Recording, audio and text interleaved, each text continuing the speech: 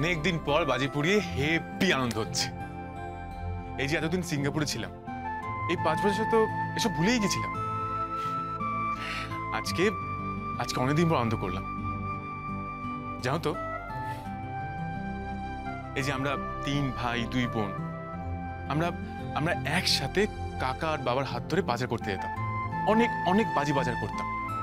তারপর বাড়িতে ফিরে পুরো বাড়িটা মোমবাতি দিয়ে সাজাতাম। তারপর আমরা সবাই মিলে অনেক অনেক বাজি পোড়াতাম। আর মা মা আমাদের ডেকেই যেত, ওরে আয় আয়, খেয়ে যা খেয়ে যা। কিন্তু আমরা আমরা সেই বাজি পুড়িয়ে তারপরে আসতাম, তারপর এসে আবার চলে যেতাম।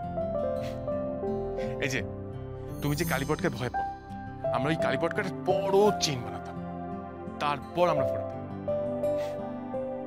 যে কি আনন্দই না হতো, সে দিনগুলি ভালো ছিল। এই যে বর্দাবাই বর্দাবাই যে কি ভিতর টিম ছিল তোমাকে কি বলবো। আমরা বাজি পোড়াতাম আর ও বাবার পিছনে গিয়ে লুকিয়ে থাকতো।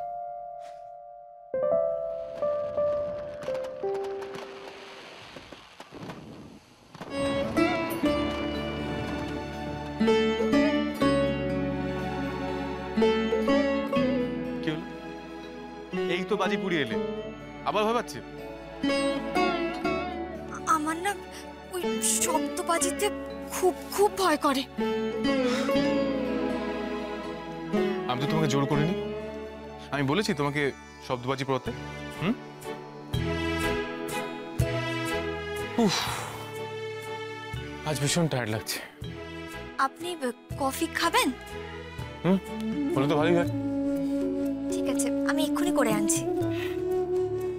এই শোনো, বলছি তুমি আগে ফ্রেশ হয়ে নাও, তারপর কফিটা করো।